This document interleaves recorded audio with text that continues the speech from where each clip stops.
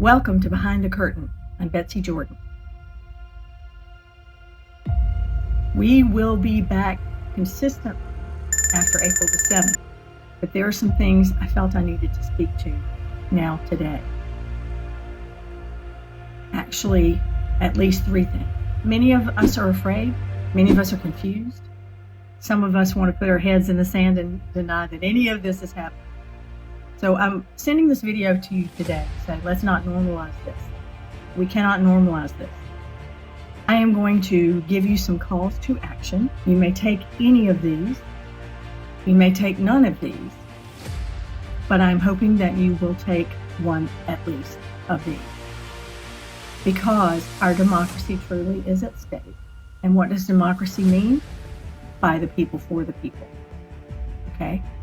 Now there are people who are saying that they're fighting for the people when they try to cut expenses. But if you look closely, you will see that those cutting those particular departments have hidden agendas, and those hidden agendas are really the reason they went after those departments first. I will be happy to illuminate all of the reasons behind everything, because that is what I'm here to do Behind the Curtain. But at this point, there's some calls to action that I need to make for you or provide you with before we're ready to really be back on a more consistent basis. Things are happening too quickly for me to not speak out. So I say to you, take it to the streets. We know that there were some veterans protests that were not videoed or filmed. However, when you mass large amounts of people and you do it non-violently, you hit a tipping point. And that tipping point means that people have to become aware of you. That is happening already. But if you are not participating in that, I want to urge you to do that if that's something that if that's the way you would like to raise your voice. That's number one. I know that there's a march in DC on April the 7th, I believe, or 8th. I'll be able to provide a little more detail on that as the days go by, but look them up. There are marches to raise awareness that we are not happy that people were pardoned January 6th, or that veterans are not happy that their benefits are being cut, or that we're sad that our USAID has been demolished. Okay, so that's number one. Number two, you may sue the President of the United States, and I'm going to have my producer attach a video here. If you can see the danger Donald Trump poses for this country, you must file suit to remove him. If you don't want to hire a lawyer, here is how you do it. Take a piece of paper and write or print on the top the name of your local federal district court. For example, mine would be the United States District Court for the Eastern District of Virginia. Next, write your name and address. On the next line, write verses. Come down another line and write and put in Donald Trump and J.D. Vance. Centered on the next line in capital letters, write the word grievance.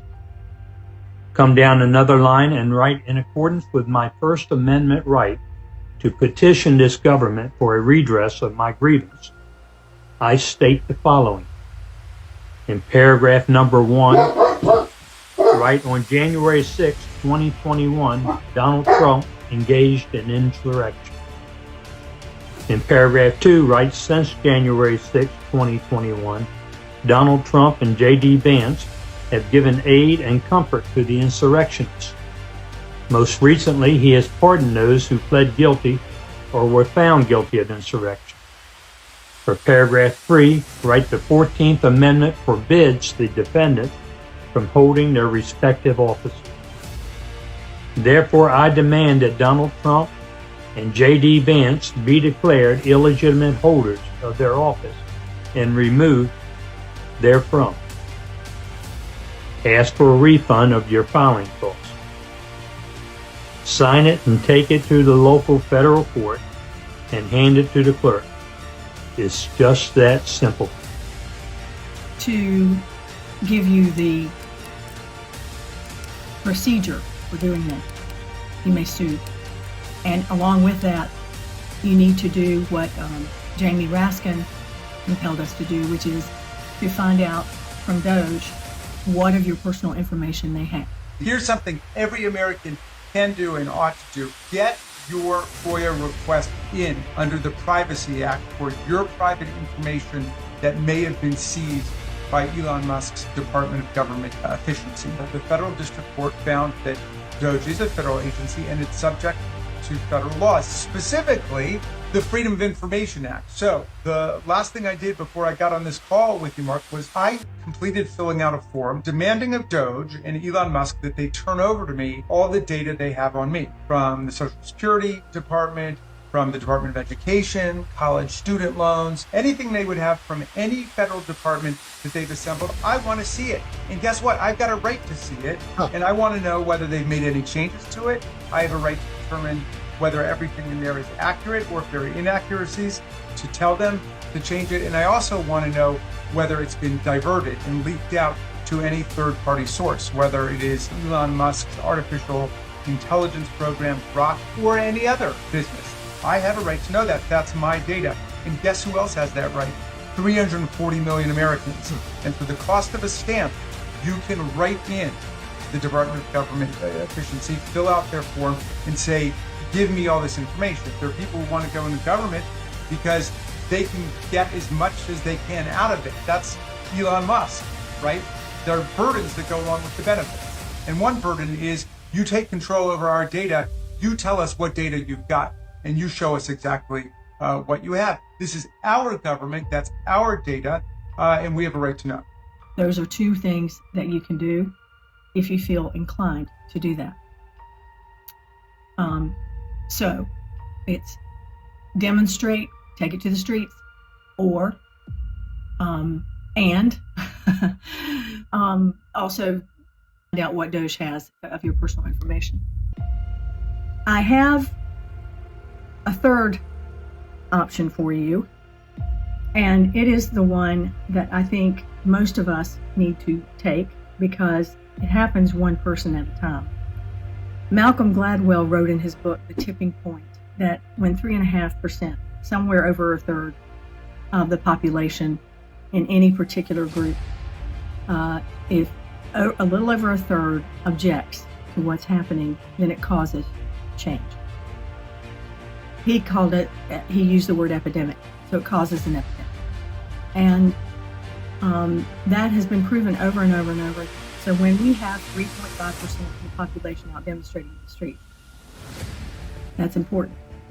But what our elected officials need in their population is for you to speak to them. And if you're having trouble getting into the phone lines, which a lot of people are, and they're inundated with calls, do this instead. Find their fax number, because it is a bureaucracy still. It is old school still. Find their fax number and fax them. Fax them talking points. Fax them calls to order. Fax them calls to action. Give them what you would like to have happen as an American citizen while you can. Now,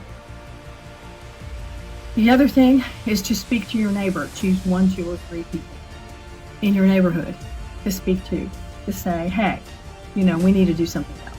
It's time. And don't normalize this. Even if you voted for Trump, even if you like what he's doing, let's find a way to slow that roll. Now, the most critical thing that's happening that can slow the roll of this administration domination is to support candidates in the special elections. I'm going to have my producer put a list of people and their phone numbers and their addresses so that you can reach out to them. You can be there with your time. You can be there, make phone calls for them. You can contribute your money, or you can simply just speak to friends that you have in, say, Wisconsin, Florida, where these elections aren't being held. These elections can shift the balance like a tipping point, where we have some power to slow this down so that we can exercise our rights as American citizens before they've been taken from us. Because believe me, they are being taken from us every single day in this administration. And I will be happy to provide you with all the things, all the evidence, all the details in Behind the Curtain IMO. But today, it's a call to action. Why? These special elections are happening, some of them as early as this. So, I want you to not be afraid. I want you to not back down. I want you to know this is still your country.